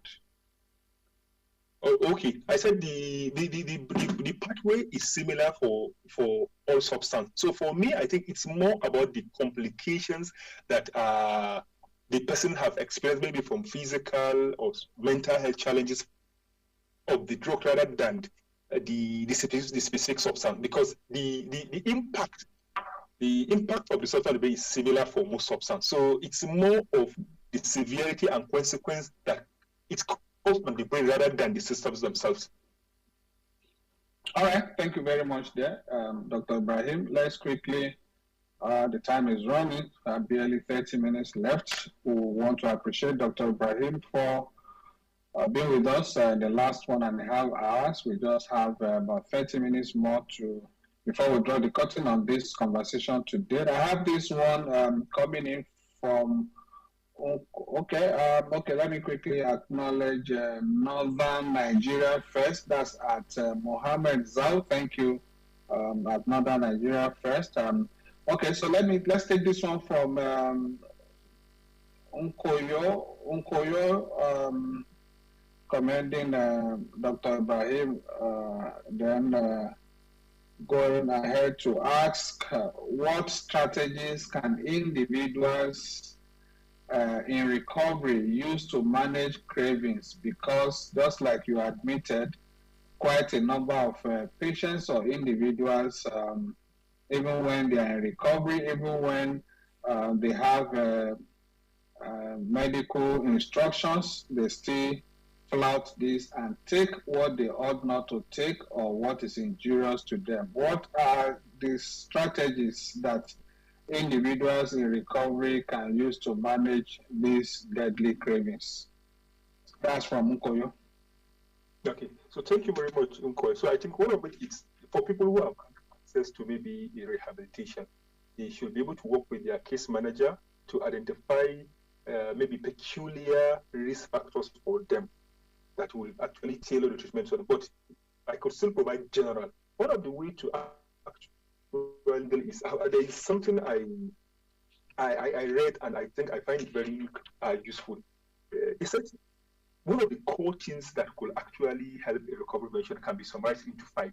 And for people who have these challenges, if you're able to actually get these 5 things, stick to them and work, they will be very, very find its way into this system. One of it is, the first one is change your life.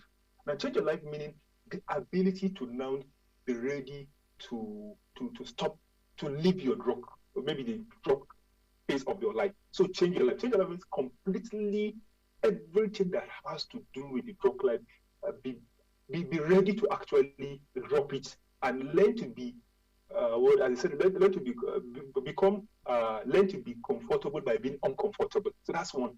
Change your life. So the person will now learn to become uncomfortable. They learn to be comfortable by being uncomfortable, because living drugs will make people continue to experience withdrawal for many years, because studies have shown even after leaving drugs, people could have psychological craving for years after leaving. So the person must actually be able to now change the life and learn to become comfortable by being uncomfortable. That's one. The second one is being completely honest. Very, very important. Now, honesty means honesty with yourself and with people who may be willing to offer help to you. Now, honesty with yourself entails admitting if you feel you have cravings. Tell yourself, this is craving. Tell yourself, I think I am relapsing. Tell yourself, I think I'm about to go back. Then you now do whatever is necessary to actually seek for help. So that's one.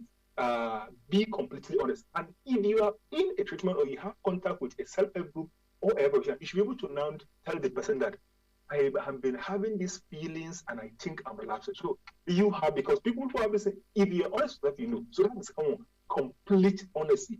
The third one is ask for help.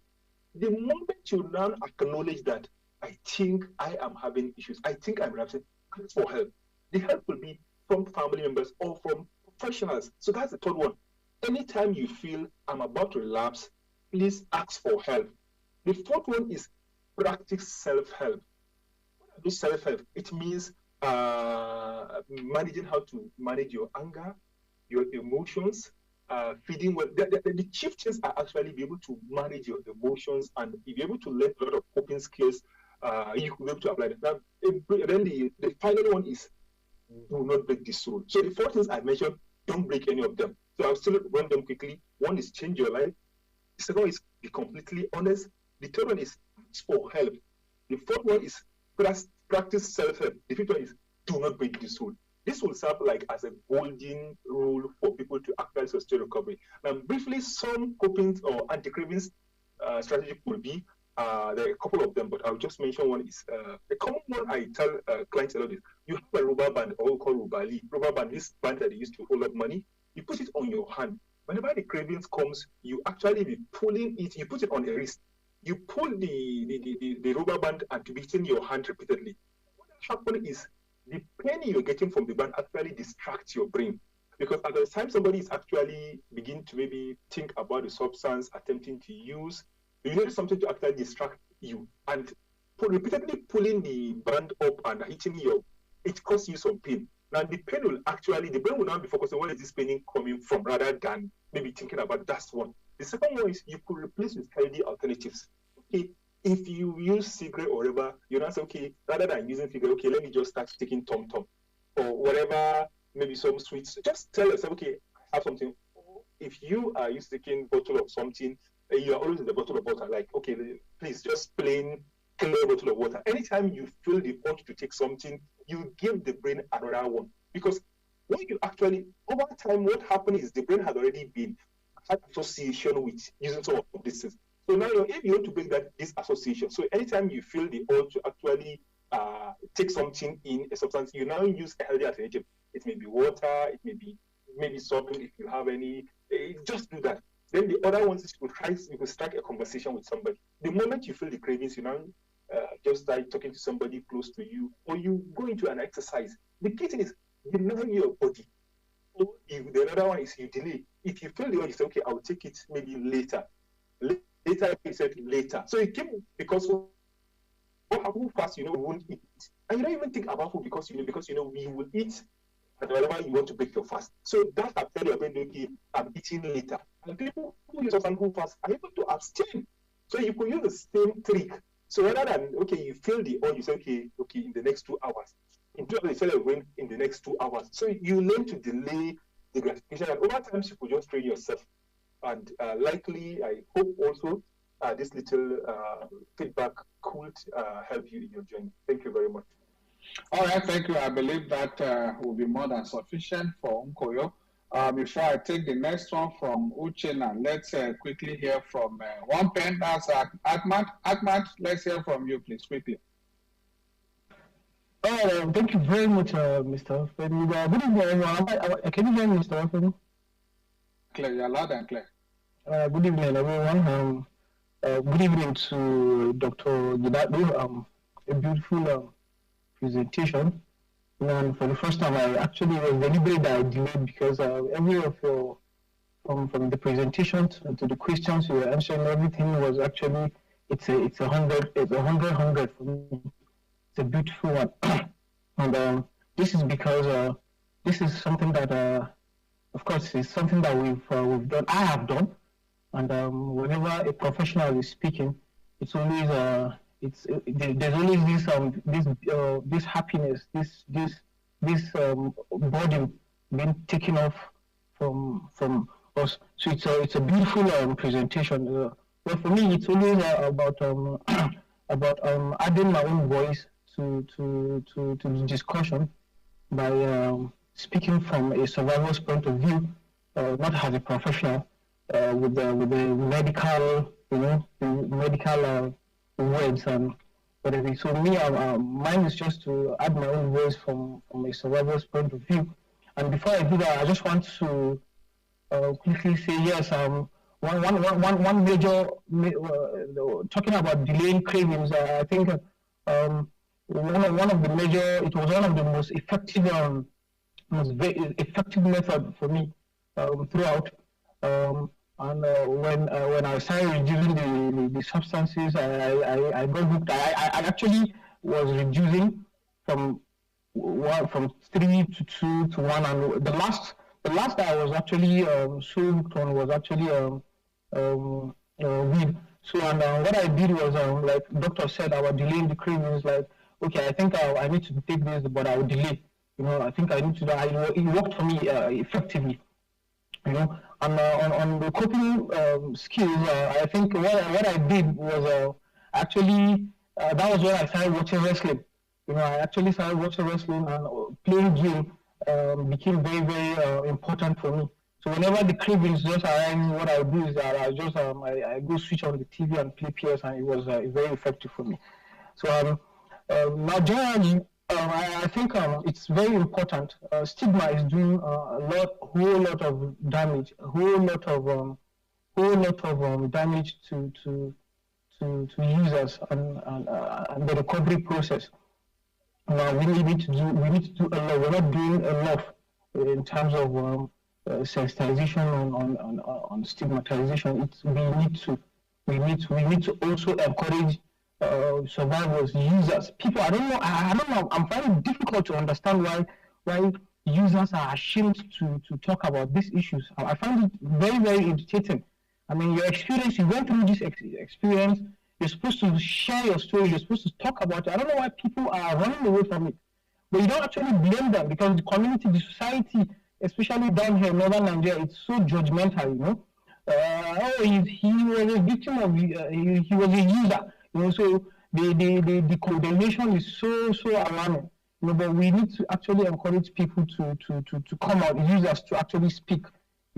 Away from the professional terms. Users actually need to come out to speak, add their voice to this issue, to this pandemic. It's everywhere. At the community level, it's even though we lack support groups at our community level, I think we need to do more to establish support groups for individuals struggling with addiction and their families. But of course, a lot of families, it's that fear of stigmatization. No, don't spoil the. I knew what I went through when I spoke out. I know, no, you're going to damage, no, the family, I really don't care about what the family means. I'm talking about my life. So I know I done the consequences. I lost a lot of friends, a lot of contacts, prominent people. No, I don't want to do anything. Everybody is trying to run away from it. So you wouldn't blame a lot of families who are running away from that. But I think at the community level, we need to actually do a lot to establish support groups, peer mentorship, at that level. And also, because for me, religion, being a Muslim, religion played a very, very, very, very important, impactful role in my recovery and my staying sober. Like doctor said, it's a forever thing. For me, what I told myself that it's a forever thing. Now that's why I'm not taking chances. I'm not taking chances with triggers. I'm very, very sensitive. Whatever that whatever I'm trying to avoid anything that would trigger that relapse. So, and I told myself that recovery it's a long it's a till forever thing till I die. It's going to be something that I'll continue doing. So being a Muslim, like I said, religion played a very, very important role to me. Listening to the Quran recitation, reading the English transliteration of the Quran, trying to understand some certain things, actually played a very, very important role for me. So I think our religious institutions actually need to do more, especially the Christian community is doing a lot, but the Muslim community are not doing, they're not doing anything as far as I'm concerned. They're not doing anything, aside, oh yeah, it's the preaching, but it's important that religious communities, the Muslim community start organizing counseling services, integrate substance abuse education in a lot of their preachings. It's very, very important. Then other stakeholders, the government agencies, healthcare providers. Yes, someone spoke about how the healthcare providers were being, joking around with. That's very, very true. They're not helping matters as well. And that needs to change. And the schools needs to integrate substance abuse education into their curriculum and provide resources for students struggling with addiction, especially at secondary level where the experiments starts for many of us. For me, actually, that's where the whole experiment journey started for me. So with that, I also want to just announce to the platform that yes, I'm working on my memo. My memo is on the work on the works. Bruises, documenting my 16 years struggle with substance abuse and of course my ultimate victory over it. And I'm grateful to God. I'm always grateful for the opportunity to speak here, and this platform has been very, very helpful. And once in a while, I do call Mr. I need to say this. Once in a while, I do call the helpline, just like that to discuss. And there's this particular guy that we talk often with, Chris. He's been helpful. And what I do, I just call sometimes when I'm bored. I'll just call, talk, discuss with them. So I just want to say the helpline, it's very helpful and very, very impactful. Thank you very much, and God bless everyone. Thank you, Mr. Ofeni. All right, thank you very much. One pen, that's Ahmad there for your contribution and for that great testimony from you, especially as regards how useful the NDLA's call center is, that helpline. Please, let's tell as many people as possible about how they can get help through the helpline. Is there, works 24/7, that's confirmed. All right, thank you there. I believe it's what Dr. Ibrahim will skip there. It's just a contribution, not a question, but quickly let's hope we can take up to about 2-3 questions more before this our time runs out finally. Okay, let's take this one. Like I said before, I have one pending and Dr. Ibrahim. Ushena, thank you, Dr. Ibrahim, for today. I enjoyed every bit of your lecture. Please, can you speak to the claim by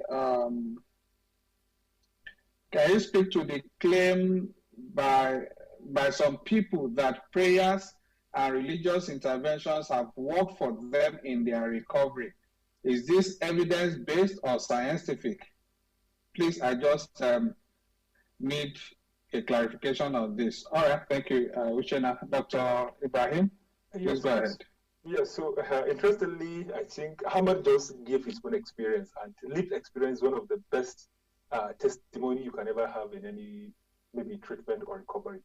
But I will also say scientific research have actually allude or have provided some evidence that spirituality helps in recovery. And the recovery may not just be mental health, but generally. And I mentioned one of the things that in Nigerian study that I found was it was the approach of religious institutions. That's one.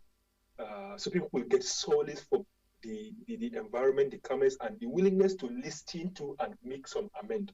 That one. Secondly, I mentioned that the core tools in recovery is cognitive therapy and body mind relaxation. Now, the cognitive therapy entails ability to impact and change the person's perception to. For some people, indeed, spirituality or religion could be the therapeutic things. depending on how deep somebody is in his faith, somebody can actually lean on some maybe religious texts or sayings or inspiration, either from a role model in the religion, maybe a spiritual father, or just the context of the religion can actually be therapeutic for some people. A lot of people are able to now change because of the fear they have for whatever consequences are in the hereafter. So the question is, yes, it has worked for some people. And I've mentioned some persons have. I know somebody who has used cigarette, and cigarette is one of the most addictive substances. Yes, one of the top most addictive. In fact, it's a gateway to substance. So somebody who has used cigarette for over maybe 30, 35 years, or even in excess of that, and just decide one day that I'm done, and it has been, I think, 20 years since that time. So without, so what I'm telling you, even people who didn't even say Sirachi did it for me stopped. But people who find spirituality enough to impact on their cognition have actually stopped. So, but again, it's individual. Some people spirituality may not work for them. Some, but the best is just try to use the spirituality, because most Orthodox, this is, let me speak from mental point of view and where I train and where I'm practicing. Nobody frown or stop you from practicing your spirituality to help you in your recovery journey, whether they are for functional mental illness or they are for drug dependence. Nobody said, okay, don't do your spirituality. You are free to, as long as the person who is leading you the spirituality doesn't ask you to stop the Orthodox care. So the answer is yes, work for some people, and as long as the person is comfortable with it, I think mostly care workers do not have any reservations. But thank you. All right. I was just trying to run against that. Thank you very much, Deb, for that intervention, Dr. Gidado Ibrahim. Okay, let me quickly acknowledge some more people. Okay, I've seen Olanipe Kurisha, thank you. Abubakar Sadiq Ibrahim, thank you. I think I will take the next reaction from Abubakar Sadiq Ibrahim. He's on the platform. Okay, Sama at Baby Sama, at Baby Sama, thank you, Sama. Olubenga Ajay, thank you. Thank you. Ask Doc Fee at Dr. Fee at Jigbewu, thank you very much there, Dr. Fee. Said CD, thank you. Global African Youth Inclusion, thank you. Toyi Bakari Abiodu, thank you for being part of the conversation today. The King, thank you for being part of the conversation today. Also, Myro Maizuma, thank you for being part of the conversation today. Okay, let's pause there. Let's take the next question. Okay, let's have Abu Bakar, I think he has this. Okay, I've also seen a regular member of the platform. That's Prince S. Eshimokai. Princess Eshimokai is a US-based military officer, but currently serving in Asia. Thank you, Prince Eshimokai, for always finding time, in spite of the time difference, to be part of the conversation here. All right, let's take this one from this Aminat. Okay, Aminat is trying to narrate an experience here. Okay, thank you, Dr. Ibrahim, for a great job. Well done today. I have two friends on drugs at the moment. By the way, please hide my school. I'm an undergraduate in a private university where these my friends also attend, somewhere in the country, and the common thing between them, that is my two friends that are currently hooked on drugs, is that they are both from separated parents and broken homes. Can this be a causative factor in their substance abuse? If yes, how important is family involvement as a preventive measure or in recovery? Thank you. Amina, please keep my other name. Yeah, definitely we'll just mention your first name. All right, Dr. Ibrahim, please go ahead. Yes, sir. So, Amina, I think that is quite correct. I mentioned earlier from the medical model of substance, drug addiction, drug dependence, actually seen as is a complex relationship with a lot of factors. One of the factors I mentioned are social factors, and one of which is actually early childhood experience. Difficult childhood will actually be, in this context, this will actually be their experience have predisposed them to some psychological illnesses. And the use of the drugs is actually to medicate their conscience, whether they know or they don't know. Because one of which is actually in the people who have come from broken home is some of them, and divorce in itself is not a problem, but how the divorce happened and how it's managed afterwards. And that is what may lead to a broken home kind of a setting. Now, the experience people have, some people may have during the process been abused physically, emotionally, psychologically, and that will set up the foundation for a psychological illness or at least a distress. A lot of people in there may actually be medicating after staying in a very long state of distress, psychological, emotional distress, and by chance or by curiosity, they now stumble on one of the substances and they felt it is their problem. So, and they now initially treated, and that's why I mentioned also one of the risk factors is mental health conditions are risk factor for substance. So I wouldn't say that the divorce in itself alone is the sole cause, but I mentioned the medical model that is a factor of multiple things. So that is just one of the factors. Possibly they may have other genetic predisposition, and I also mentioned availability. So it's social issues like broken homes and other issues are actually predispositions to substance use. I hope this clarifies your concern. Thank you. All right, thank you very much, Dr. Ibrahim there. I believe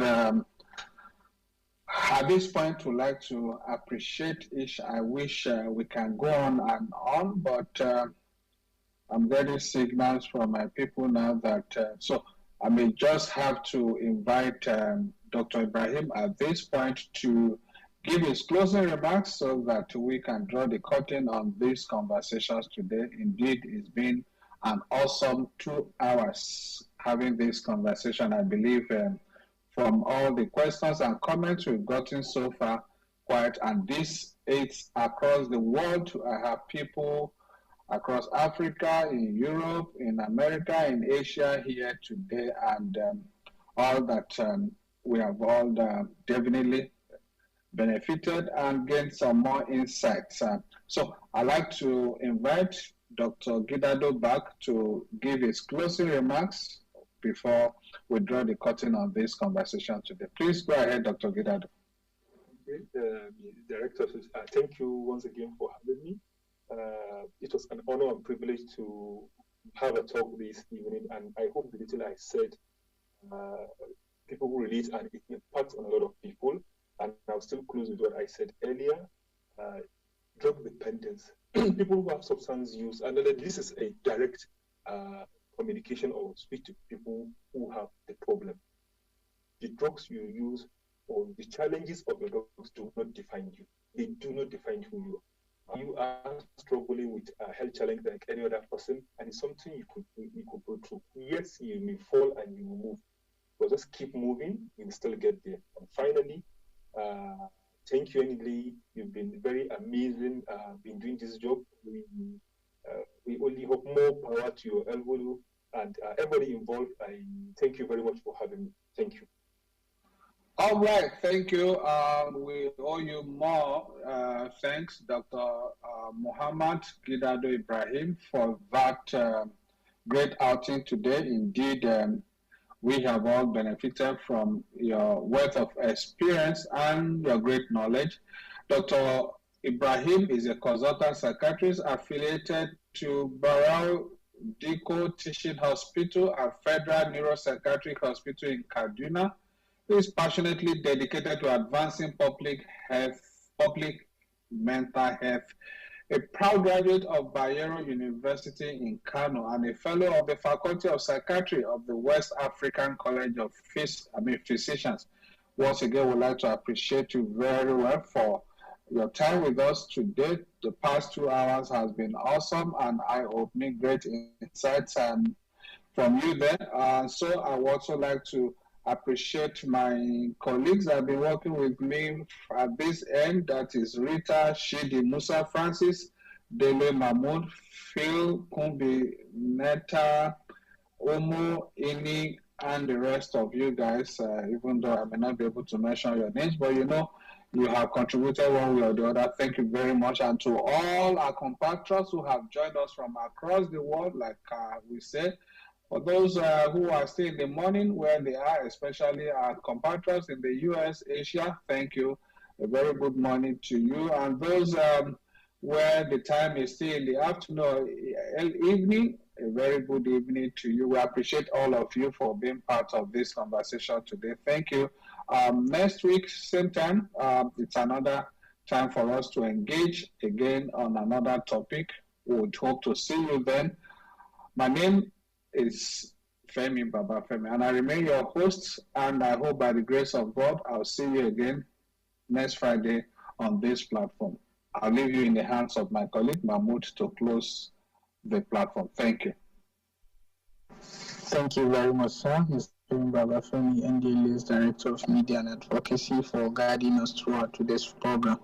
For more information about NDLA, our listeners can visit our website www.ndla.gov.ng. Our social media platforms still remain at NDLA_Nigeria on X, Instagram, and YouTube. On Facebook, it is at NDLA01. Do join us same time next week for another.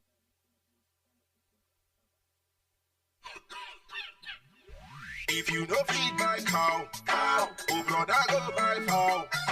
No matter waiting, you go buy this Christmas post from you. I go give you something, and you go give me something. No matter waiting, we go give this Christmas post to sweet. Pepper go there, take everything goes to you. Vex, carnival everywhere, but them go the share thing so. Grandma,